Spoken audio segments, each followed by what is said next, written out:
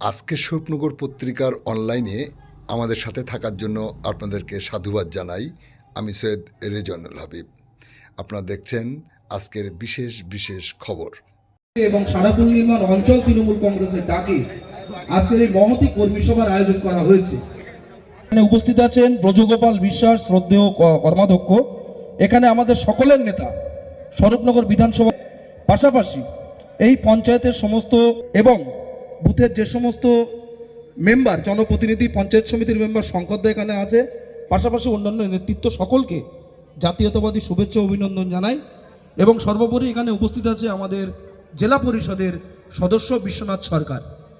আজকে এই কর্মী সভা ডাকা হয়েছে ঠিকই, কিন্তু সারাপুর নির্মাণে গ্রাম পঞ্চায়েতের ডাকের এই কর্মী সভায় আমি নিজে ব্যক্তিগতভাবে যদি না উপস্থিত থাকতাম তাহলে বুঝতে পারতাম না যে সারাপুর নির্মাণ অঞ্চল তৃণমূল কংগ্রেস এতটা শক্তিশালী হতে পেরেছে যে একটা কর্মী সভাকে জনসভায় রূপান্তর করতে পেরেছে।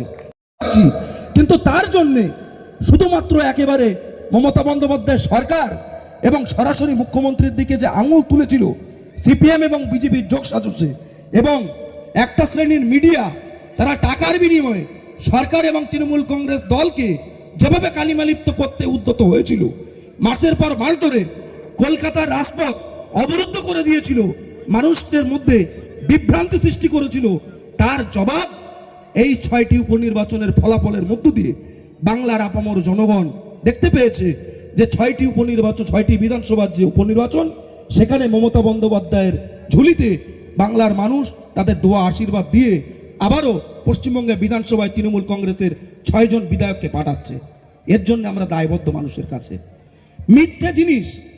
মিথ্যে জিনিস প্ররোচনা, এই জিনিস বেশি দিন চাপা থাকে না, এই জিনিস বেশি দিন মানুষের সামনে রাখা যায় না।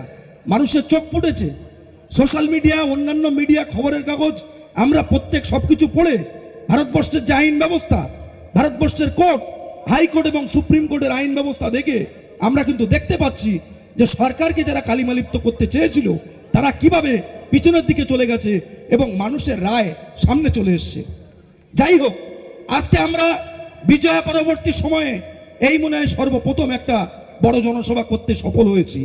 আজকে যে সময়ে বিজয় হয়েছিল, সেই সময়ে যে বললাম প্রাকৃতিক দুর্যোগ, সেই প্রাকৃতিক দুর্যোগের সময়েও তৃণমূল কংগ্রেসের স্বরূপনগর বিধানসভার এই মঞ্চে যে সমস্ত নেতৃত্ব বসে আছেন, এই নেতৃত্বরাই এই বন্যা দুর্গত মানুষের পাশে গিয়ে তাদের পাশে দাঁড়িয়ে তাদের সেই বিপদ থেকে উদ্ধার করেছেন। এবং তার জন্যই আমরা সারাটা বছর ধরে মানুষের পাশে থাকি, মানুষের বিপদে যেমন পাশে থাকি, মানুষের ভালো সময়েও মানুষের পাশে তৃণমূল কংগ্রেস থাকে। পশ্চিমবঙ্গের মুখ্যমন্ত্রী মমতা বন্দ্যোপাধ্যায়, আপনারা জানেন, তিনি ঘোষণা করেছিলেন যে কেন্দ্রের নরেন্দ্র মোদীর সরকার যদি ঘরের টাকা, আবাসের টাকা না দেয়, পশ্চিমবঙ্গের মুখ্যমন্ত্রী মমতা বন্দ্যোপাধ্যায় তিনি বাংলার মানুষের কাছে তার ঘর বানানোর জন্য টাকা পৌঁছে দেবেন। বিগত যে লোকসভা নির্বাচন গেল, সেই লোকসভা নির্বাচনে আমরা গিয়ে মানুষের কাছে সেই প্রচার করেছিলাম। আজকে নভেম্বর মাসের একেবারে শেষ পর্যায়ে এসে উপস্থিত হয়েছি। মমতা বন্দ্যোপাধ্যায় কথা দিয়েছিলেন যে আগামী ডিসেম্বর মাসে 15 তারিখের মধ্যে থেকে তিনি প্রথম কিস্তির টাকা দেওয়া শুরু করবেন। মমতা বন্দ্যোপাধ্যায় কথা রাখতে চলেছেন। এই সারাপুর গ্রাম পঞ্চায়েতের প্রত্যেকটা বুথ থেকে যে সমস্ত কর্মী নেতৃত্বরা এসছেন, তাদের মাধ্যমে আপনারা জেনে গেছেন যে আগামী মাসের ডিসেম্বরের 15 তারিখের পর থেকে প্রথম কিস্তির পশ্চিমবঙ্গের 12 লক্ষ বেশি মানুষ, তারাই পশ্চিমবঙ্গের যে ঘর আবাস প্লাসের মধ্যে যাদের নাম আছে তারা টাকা পাবেন। মমতা বন্দ্যোপাধ্যায় কথা রেখেছেন। মমতা বন্দ্যোপাধ্যায় লক্ষ্মীর ভান্ডারের কথা বলেছেন। 2021 সালে ক্ষমতা আসার পরে আমরা দেখেছিলাম মমতা বন্দ্যোপাধ্যায় লক্ষ্মীর ভান্ডারের যে কথা দিয়েছিলেন যে আমি লক্ষ্মীর ভান্ডার চালু করব, তিনি কথা রেখেছেন। এবং তিনি এও বলেছেন যে আরো বেশি করে প্রায় 5,08,00,000 মানুষকে নতুন করে লক্ষ্মীর ভান্ডার প্রকল্পের আওতায় তিনি নিয়ে আসবেন। খুব তাড়াতাড়ি তাদের অ্যাকাউন্টে টাকা ঢুকে যাবে। পাশাপাশি আমরা এই যে সমস্ত গ্রাম বাংলার মানুষজন, স্বরূপনগরের বিস্তীর্ণ এলাকার মানুষজন, আমরা কিন্তু বেশিরভাগ মানুষজন কৃষিজীবী সম্প্রদায়ের, বেশিরভাগ মানুষ এখানে কৃষক, বেশিরভাগ মানুষ তারা চাষি। চাষবাস না করলে তাদের প্রতিদিনকার নিত্য নৈমিত্তিক যে জীবনযাত্রা সেটা ব্যাহত হবে। আজকে সেই জায়গা দাঁড়িয়ে, একমাত্র ভারতবর্ষের মধ্যে দাঁড়িয়ে পশ্চিমবঙ্গের মুখ্যমন্ত্রী মমতা বন্দ্যোপাধ্যায় তিনি বলেছিলেন কৃষক বন্ধু প্রকল্পে বাংলার প্রত্যেক কৃষককে তিনি সম্মান দেবেন।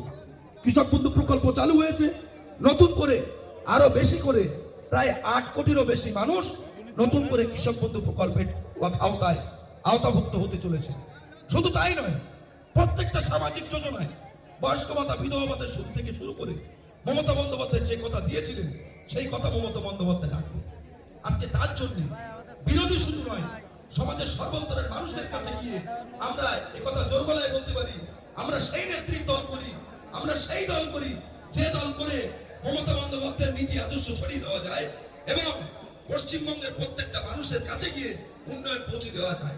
আজকে বর্তমান সময়ের উপরে দাঁড়িয়ে যে কর্মযজ্ঞ চলছে পশ্চিমবঙ্গ জুড়ে, আমরা স্বরূপনগর এবং সারাপল নির্মাণ গ্রাম পঞ্চায়েত আমরা তার থেকে বঞ্চিত হব না। আমাদের নেতা নারায়ণ গোস্বামীর নেতৃত্বে তিনি সভাধিপতি হওয়ার পর থেকে স্বরূপনগরের বিস্তীর্ণ এলাকা জুড়ে যে সমস্ত রাস্তাঘাটগুলো বাকি ছিল সেই সমস্ত রাস্তাঘাটগুলো তিনি করছেন।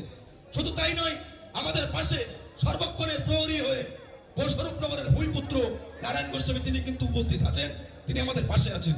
সকলকে আরো একবার প্রণাম সালাম জানিয়ে বক্তব্য শেষ করব।